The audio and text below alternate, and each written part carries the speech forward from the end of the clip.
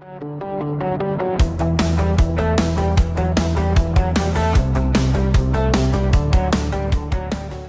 what's up everyone? Welcome back to my channel. Today we are reviewing one of the most talked about budget e-kits on the market, the Alesis Nitro Max.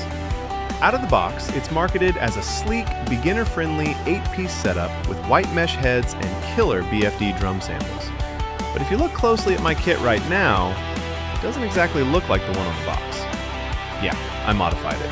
Because why leave a budget kit alone when you can turn it into an absolute Franken kit? Today, I'm going to give you a detailed review of the Nitro Max. Tell you what's great, what's painful, and why I had to replace the stock kick pad just to save my sanity and my double bass hobby. Let's jump in. Let's start with the basics. The Nitro Max sits right around that sweet spot of affordability, but it punches well above its weight class in a few areas. First up, the 10-inch dual-zone mesh snare. Moving up from the tiny 8-inch pads of older generations is a massive win.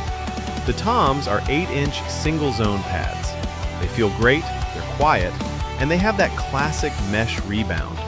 Then we have the Nitro Max module. The first 8 to 10 kits sound genuinely phenomenal, punchy, realistic, and great through headphones. Plus, it has Bluetooth audio streaming and a built-in phone holder, which is a lifesaver for jamming along to tracks between practice sessions. Now, out of the box, the Nitro Max is a standard 5-piece kit with 3 cymbals, but I like options, so I grabbed the expansion pack, adding a 4th tom and an extra cymbal.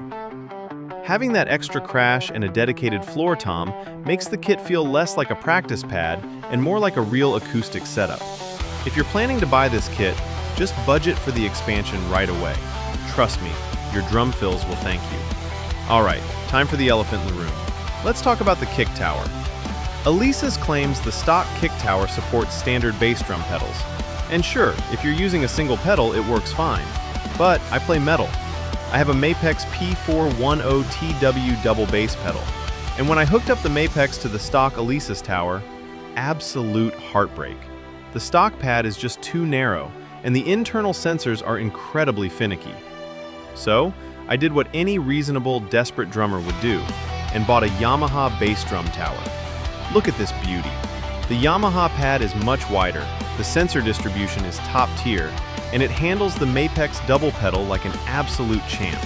Every single heel-toe stroke, every rapid blast, the Alesis module catches it flawlessly now. It completely transformed the kit.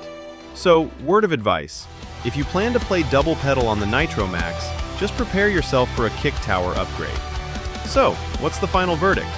Even with the hardware quirks, the Alesis Nitro Max is an incredible value. For the price, getting premium BFD sounds, a 10-inch mesh snare, and Bluetooth is a steal. Yes, the 4-post aluminum rack can be a tiny bit wobbly if you hit like Thor, and yes, the stock kick pad hates double pedals. But once you expand it and throw a proper bass tower on it, it becomes an absolute powerhouse of a practice kit. What do you guys think of this custom setup? Let me know in the comments below if you've modified your electronic kit, smash that like button, subscribe for more gear reviews, and I'll see you in the next one.